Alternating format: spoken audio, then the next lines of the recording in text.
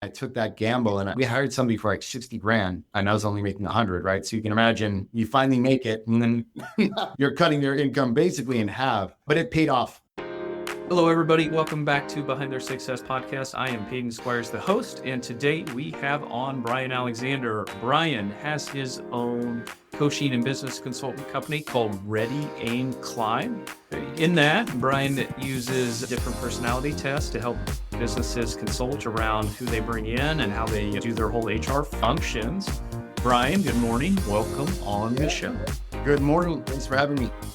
Yeah, Brian. So we got to meet each other, a few weeks ago or maybe a month or so ago back in Austin, Texas. We're kind of part of a networking group together. Brian, just introduce yourself to the listeners and give us a little bit about your background.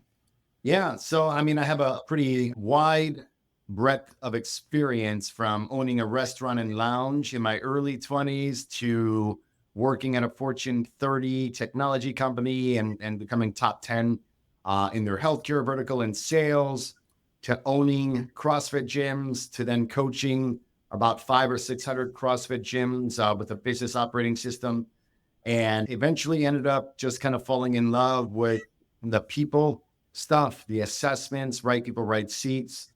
And I just began to work with larger and larger companies, both using the Pinnacle business operating system and Predictive Index to solve their people problems. So it was kind of having tools to plug in to solve problems is been a common theme of mine, and I have a blast doing what I do now. Very cool. So give us a little color. So you said the operating system there and Predictive Index, which I know a little bit about Predictive Index, but tell us about those tools you kind of use, just kind of high level use when you come in and consult with businesses. Yeah. So I'm sure, most of your listeners are either leaders and or business owners. So Pinnacle kind of grew from and out of the EOS operating system. If you're familiar with EOS, very good system, been around forever. So it was kind of this genesis from those early tools. Gino Wickman was amazing. He kind of put this all together into EOS. EOS ended up going the franchise model back in 2019. So it was like telling a bunch of entrepreneurs that they couldn't be entrepreneurial or as creative as they'd like to be. Every company's different. Every stage of business is different. Every problem is different. So we just believe, right tool at the right time with the right guide is kind of the methodology there. And the Pinnacle business guides are all normally former EOS people that have kind of wanted to do something different. And then a bunch of other people who really didn't have a system to tie into that are really appreciating that approach. And there's about 150 of us nationwide right now. And so it's a pretty amazing group. So, if you wanted to give us a little kind of high level on the Predictive Index, your other kind of major tool you use. And listeners that kind of follow the show have heard me talk a lot about kind of Culture Index. And this is kind of a little different spin off that. Yeah. Another interesting kind of history background. Culture Index is a good assessment, a good tool. They actually started by, it was a Predictive Index consultant at the time, kind of copied the code and decided to go up and do his own thing and name it Culture Index, right? So, took the PI stuff, copied the code, and then went off on his own way. And I'm sure there was all sorts of, legality. Sure. Yeah. But beyond all that, it's based off of PI science, Predictive Index science, which is very good and sound, of course, because they took it from PI. But what happened was they kind of just froze in time at about 2010 when they branched off and went off on their own. And Predictive Index really kept evolving. They kept validating their science, kept making tweaks and changes, added a lot more functionality to solve people problems outside of just like the hiring tool and then some of the reports, right? So they kind of really grew into category of one. They built the talent optimization category. So it's not just an assessment, it's an assessment that could be used by the leadership team essentially without a consultant. The model there is I train your leadership team on how to use all this and understand it. Then I just sit on your bench and help you when you need me. Like I don't hold all that knowledge, right? I knowledge transfer it to the leadership team, to the business owner, so they can then become the many people experts. And since then, it's, they've spent probably about 40 or 50 million into the science, into the software to make it just so stupid easy to use that you don't have to be, a decade long people expert. You can come in and really, really begin to use it on a day-to-day basis. So little different approach. Culturetics is good. I would say, PI is in its own kind of category compared to all the other assessments. Yeah, I love those type of tools. I would say in my life, the last year or two, diving into those type of tools has helped my business tremendously. Right, and this is what you do, is like helping people get in the right seats, or just helping everybody understand what their strengths and weaknesses are, just so they can lean into them. Right, has been super powerful. And I even see a member of my teams that have done, predictive index and done, other exams like that, being able to see them be like, hey, this makes me really uncomfortable. Like, or, this different type of task or whatever. And they understand what makes it uncomfortable because they know what profile they are and their strengths and weaknesses, right? Yeah. The best analogy that I always use is the rubber band analogy. And I always have a bag of rubber bands because that explains it best. But so the way we're naturally wired, but whatever assessment you're taking, right? There's differences in all of them, but really, essentially, this is who you are, right? It doesn't take much energy or effort to show up every day as who you are. But, the demands of our role or our job might make us stretch, but that's under kind of like constant tension, energy, and effort. And we might be able to hold that, but eventually we're going to either snap like this band snapped, mental breakdown, you name it, you're going to see performance problems, or we're just going to snap back to like our natural state and self. And that's where you're going to really see either performance problems or the person might just, quit up and leave. And that's where you kind of start to see the whack-a-mole of people problems. Like, we're all wired the way we are. Really no point in trying to change who we are. We can learn to stretch, but ultimately we should find a role that we're wired for. We're going to do our best work there. We're going to be the most appreciated there. We're going to make the most and biggest impact in the space where we're naturally wired for. Yeah. And I love that. And it's double down on your strengths kind of thing, right? Like kind of unload everything else that you can unload. Because like I say a lot too, that I'm not a big believer in natural talent. Yes, we all do have our own natural talents. And it's important to know those different natural talents because, if you're analytical, I'm detail oriented, I understand details. But by doubling down on your strengths, you get what's called like outsized returns. Like me doubling down in analytical and in learning skills in that area, I probably going to get better returns on my time than somebody that isn't as detail oriented. Not that they can't do it, but I'm going to get more progress faster, right? And maybe that other person that's not as detail oriented is maybe more, social or whatnot, and they should double down on their people skills, right? And just understanding that type. It's so powerful. Most people are just not even slightly self-aware. Yeah. And so another analogy that I use is like a starting lineup for a basketball team, right? You have a point guard, shooting guard, small forward, power forward, and center. And they all have their kind of unique attributes that allow them to position well. But what happens if you pull them off the court and you put the point guard at center and the shooting guard at power forward and you throw them back onto the court? They're all still going to be playing basketball and probably, still the game that they love, but now they're going to go to work every day, getting beat up, being highly inefficient. Fans are going to be upset. Coach is going to be upset, and they're going to just feel terrible about themselves. So if you take that point guard and you skill and drill them to be the best power forward they can be, they're never going to be a great power forward. It's just a complete waste of their time. Why don't you just take that point guard, tell them they're a point guard, and give them all the skills and drills they need to be the best point guard they can be? And when you look at yourself and your team, that's the ideal way to do it. But without objective data, it's really difficult to identify that, right? Yeah, it's just all personalities, right seats, right places. And most importantly, it's understanding that. And, self-awareness, it always comes back to self-awareness. It's like, that's the number one superpower. If I could have that, it's just like ultimate self-awareness. There's not much you couldn't accomplish then. Yeah, I agree. And it just builds empathy and compassion and understanding of the gifts of everybody else. Because once you realize what you're like really wired for and good at, you realize all the stuff you probably shouldn't be doing. And you realize you need all those other people who could show up in their gifts, right? Be like, well, let them do that because they light up while doing that. They're not drained by it. That's like their thing. Give it to them. Yeah. Yeah. So, Brian, I know you consult with a lot of different businesses and come in and help them in a lot of different areas. Like, what's some like common problems that you see, you kind of see repeatedly when you come into businesses that you think listeners could get some value at from, you just talking about here?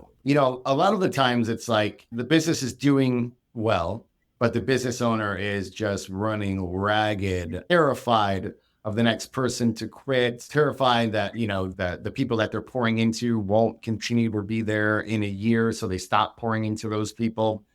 They have nothing documented. So if they get hit by a bus, it's like, well, there goes the business. It was all in your head. And just kind of like understanding we have a good business, we're making money, but this isn't sustainable.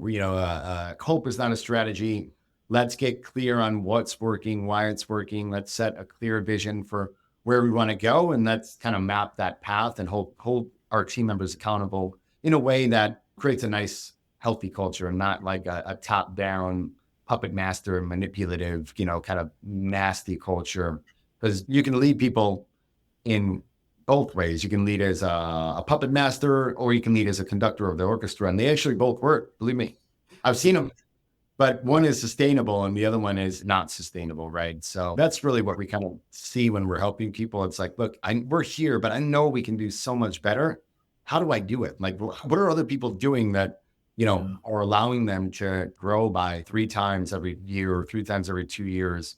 How do I do that? Where it's just like, I have a formula to follow. And you see that, it's, businesses, they'll grow a little bit, then they'll hit some bottleneck, right? Yeah. And it's usually some issue with the owner, right? I mean, it's ultimately the issue with the owner of not making a decision or some skill they're lacking that's bottlenecking the business. But yeah, you see it all the time, right? You grow, you plateau, you grow, you plateau.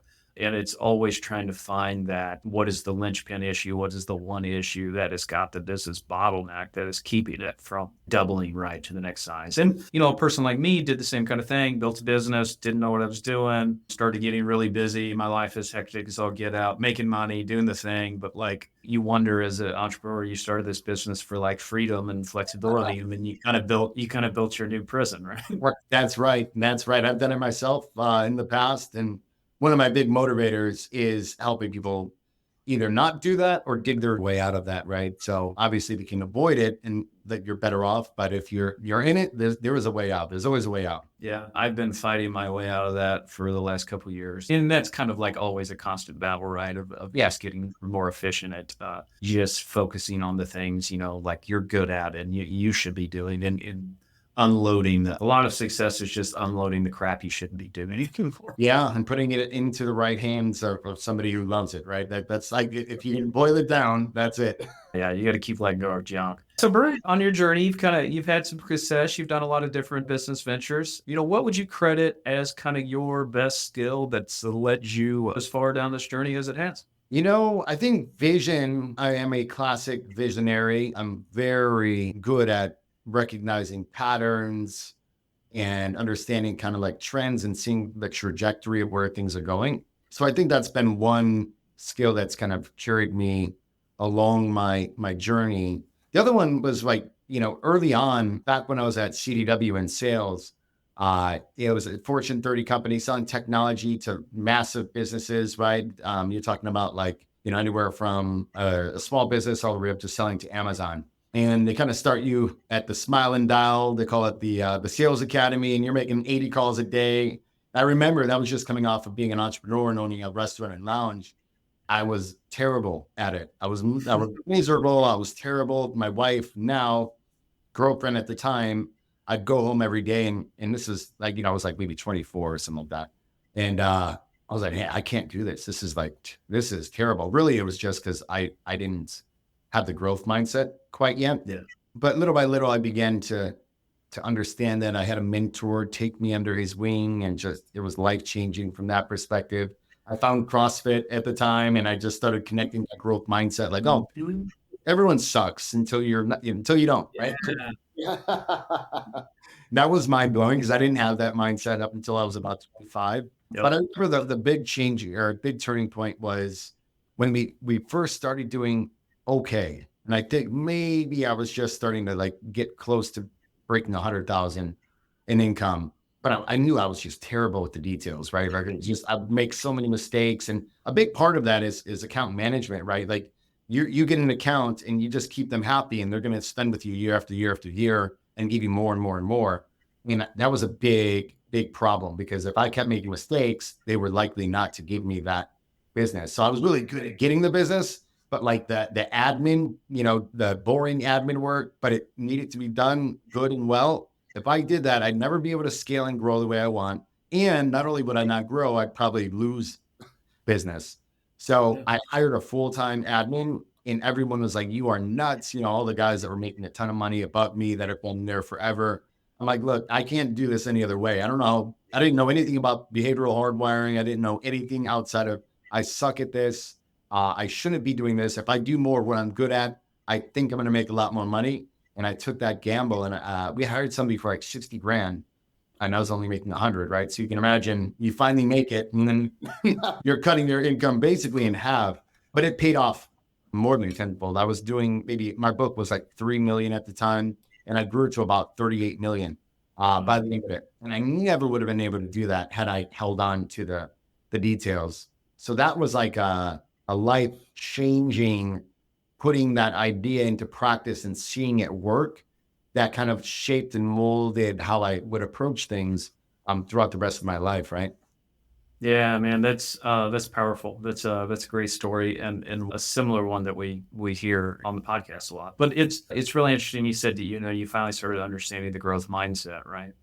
By the way, if you haven't read the book Mindset by Carol Dweck, one of my all-time favorite books, really hammers this home. But and I've said this before too, like Tom Ballou, who's a podcaster, he talks about the only belief that matters, and the only belief that matters is that with enough time and energy, you can get better at something. And as long as you believe that, you can figure anything out. Right. And it's just wild. And you said you learned it kind of through CrossFit. I learned it, I knew it intellectually, but I really learned it in the gym, lifting weights, right? Understanding failure, understand pushing up against stuff, fatiguing yourself, pushing up against resistance. And that is how you progress. There's literally no other way. Yeah, I like that a lot. And it's so true. There's so many avenues and vehicles you can use to learn it, but I do think knowing it intellectually speaking and then applying it and seeing the fruit of it, it's a difference maker, right? Like I know a lot of things, but I'm not practicing them, right? So if I'm not practicing them, just knowing it means that maybe I don't believe in them or I haven't been able to connect those dots to apply it daily. And I think that's the challenge of the age that we live in is we have access to so much knowledge and information. I call it like addicted to next, right? Like everyone reads a book and then was like, what should I read next? What should I read next? I'm like, well, maybe if you read that book 12 times throughout the year, instead of 12 new books, like just master that book. I don't care what book it is, just master it. And if you master like one principle from that book, it's going to change your life forever. So I think we have to be careful of the addicted to next mentality. It's like more is not better, just better is better, right? Yeah, that's great. We're full of information and technology and everything's at your fingertips. So we're constantly distracted by the new thing and having all these new things all the time. I think even hard, in some ways harder to succeed. Not that, we do have access to all the information in the world is at our fingertips, but that's also a double-edged sword because it's like as soon as somebody has, they start a new business, the second they hit a little bit of resistance, they jump and be like, okay, well, I'm going to jump to this new opportunity. Right. Yeah. You don't know enough about that new opportunity that you don't see all the problems that are in it. And you just see the problems that you're working out in front of you. So you kind of get that shiny object syndrome and jump to that new thing, right? And then you get over there and you're like, crap, there's still problems over here too, right?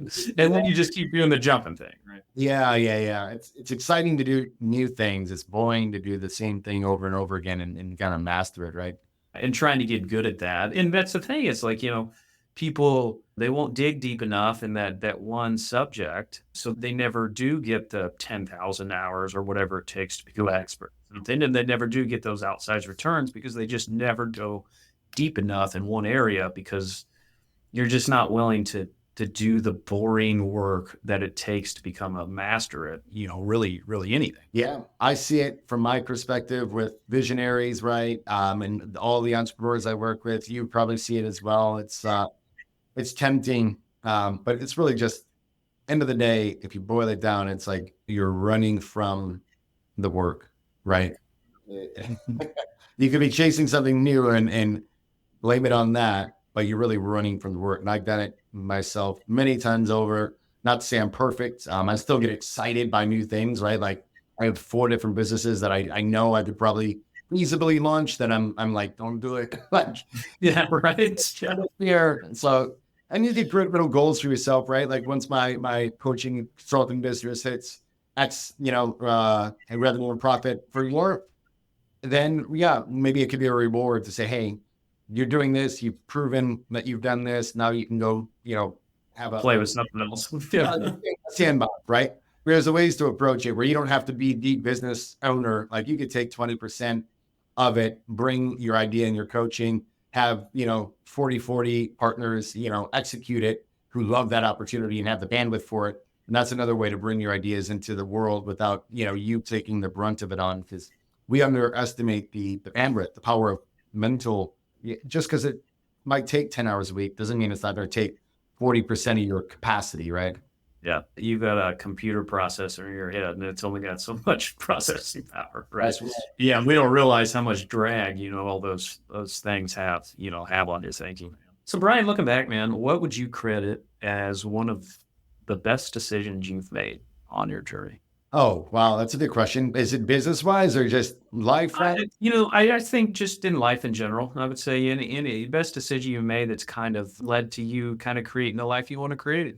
For me, I'm a Christian. I think it's just surrendering to God's will for me rather than me trying to force my will into the world, and learning how to kind of walk, with God in order to hear a little bit better, because I've had many ups and downs. And when I look back, so many lessons came from it. So whether or not it was good or bad, I guess is irrelevant.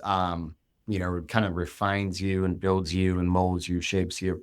But all of the things that I really kind of pushed into the world, regardless of checking in with maybe what I should be doing, fell, and I had to artificially hold them up, which exhausted me. So I think the best decision was just learning how to submit and listen and follow, right? I'm a much different maverick today than I was. I do believe that about all profiles, right? There's a higher and a lower version of that profile, right? So I think that's part of it. But self-awareness, pointing to my book there, that was another, just like, you can't lead anybody until you know how to lead yourself. And you can't lead yourself unless you really understand what makes you tick, right? So that was also just another big one where you stop pointing fingers, right? And it's look in the mirror. They all can't be idiots, right? They can't all be. Right. Maybe, just maybe, it's your fault. The guy looking in the mirror back at you, maybe it's not there, right? So that's another one, like extreme accountability, extreme ownership. Those all kind of go hand in hand, and they all kind of dance with each other and mirror each other a little bit throughout life. But I know it's a lot. I named 3 things, but all very important to me, at least. Yeah, no, I love that, the accountability and whatnot. It's like, hey, let's look at all these situations you have problems in. There's one person in every single story. It's one person in every one of these stories. Yeah. So maybe you bear a little bit of responsibility.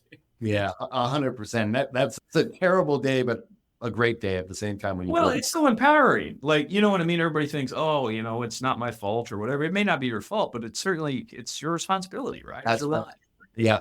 And you need to take control of whatever you can control, because you can't control everything. Right. But there are certain things you can, and it's your action and your response to whatever that's happening. And so control that, right? You control in a way that's going to get you whatever you're trying to get, right? Right. And if it's not working, change it. Yeah, exactly. Right. It's not working. Change it. So on the flip side of that, Brian, man, tell me what's a mistake you've made along the way that we could maybe learn something from. Mistake. I think just making decisions out of like either a high or a low, right? Emotional high or emotional low. In my experience, neither ever pans out to be good from a decision-making standpoint. Now, it's not to say you should never make a decision from like motivation or something that inspires you, but to make the decision out of the actual emotion, either way, generally speaking, I think in my experience has panned out to be a very bad idea. So I've learned to be a lot more measured. Most people make decisions because they just want either the pain to go away, right? And they think like, "Oh, I just want the pain to stop. So I'm just going to go this way."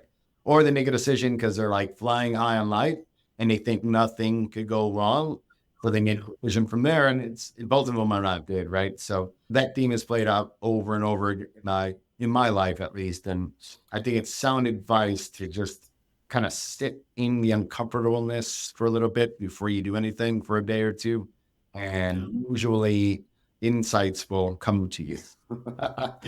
Yeah, it's like type up that email, but don't send it. Yeah. Like, leave 24 hours or whatever, right? Because it's amazing when you let a little time pass and you go back and you're like, oh, I don't even care. Or whatever, right? Like, so yeah, just slowing down that decision-making process, whether you're coming from a high or a low is a good thing. Yeah. Are you looking for a new tax experience? Looking for an advisor that actually brings you high-level ideas and proactively plans so you aren't overpaying your taxes? Or how about one that even just responds and communicates in a timely fashion? If any of that resonates with you, you probably just have a tax preparer and not a tax planner. And it is through the tax planning process where all the value is found. I'm Peyton Squires. I'm a CPA and owner of WR Tax Planner. We work alongside entrepreneurs and high-income earners, helping them pay the least amount of income taxes, both legally and ethically. We have saved our clients hundreds of thousands of dollars through specific strategies, and we guarantee we can find multiple tax saving strategies that your current tax preparer hasn't told you about. If that interests you, head on over to the contact page at PeytonSquires.com. There you can fill out a contact form and get a call booked to see what it would look like to have WR Tax Planners on your team. What is one piece of advice you would give to early 20-year-old Brian, right? You're sucking on dialing the phone. You can go back to talk to him right now. What would you tell him? Really good question. I would tell him that, number one, dive deep on learning who you are and how you're wired so you don't make concessions for who you are. If you don't know who you are, you're going to make all sorts of concessions for what you think you should be and or what think people might want you to be. My advice to my younger self, go all in on learning who you are and then double down on your strengths. I would tell him, you're right. Your intuition was right about what you're really good at. Don't follow any guru because the guru is only right for about 30% of the people based on how they're wired, right? And just because they built something in a specific way and they have their specific blueprint that you should follow to a T, it might be right for them because that's how they're wired and it was created by them for them. So those are kind of two things that I would definitely say. And it all has to do with self-awareness. And I think that self-awareness gives you confidence to be yourself and not to make concessions, right? Yeah, that's all great advice, self-awareness. Yeah, you think confidence, right? Like it goes back to, knowing your strengths, knowing that you can lean into stuff and knowing that you've leaned into stuff in the past, right? And have had some success. You go back and look and like David Goggin calls it the cookie jar. He goes back in the cookie jars and says, yeah, look, I ran this 100-mile race or whatever. That's right. But having some success in the past and be able to examine that and doing hard things in the past allows you to have that confidence, right? To continue to do hard things in the future and kind of, like you said, the rubber band, stretch yourself a little bit, right? The idea is to keep stretching yourself. You don't want to break yourself, right? You don't want to expose yourself to trauma, but like to constantly be pulling on that rubber band a little bit. Yeah. It's like expanding your usable bandwidth, and you can then now, if you've expanded it, now you can use any of that whenever you want, right? Yeah. It's like stretching. You do a stretching routine, which I'm terrible on. I need to do more of that. Once you get that flexibility, it's a whole lot easier to just maintain it, right? That's right. But getting it initially takes a whole lot of heavy work, right? Yep, 100%. Yeah, good deal, Brian. Man, it's been a great combo, buddy. What would be the best way people can connect with you if they like what you hear, like what you do? He does a lot of great consulting for businesses. How can they connect with you, Brian? So you can go to readyaimclimb.com. You can find me on LinkedIn if you're on LinkedIn, and then of course on Facebook as well. All right. Very cool. Well, anything you want to leave for the listeners before we go, Brian? I can give a little plug for my book, How to Suggest Yourself. So that is like a fun story, a fable that ties in all of my leadership lessons, all of those self-awareness lessons into a story. Very easy read, a lot of good nuggets in there. You can probably read that in a day or two and be good. But really, there's a ton of good self-awareness stuff, hardwiring, predictive index, Colby index, all kind of married into a very easy to read story that will make the lessons stick. So I think if you are interested in learning more about leadership through self-awareness, that's a great start. You can learn more about my story in that book as well. And I recommend that you pick it up. Awesome. So yeah, guys, check out Brian's book, How to Succeed. I assume it's on Amazon and kind of everywhere out there. But Brian, appreciate you, man. Listeners, we'll check you out next time. All right. Thank you all. Thank you so much for listening to the podcast. If you found it valuable, please rate, review, and share it. That is the best way to help us build this and reach more people, as we're trying to accomplish our goal of help creating more healthy, wealthy, and wise entrepreneurs. You can follow us on social media by searching for me, Peyton Squires, or going to PeytonSquires.com. On the website and social media, we're always sharing tips of personal growth, and there we can actually interact. I'm looking forward to it. Thanks, guys.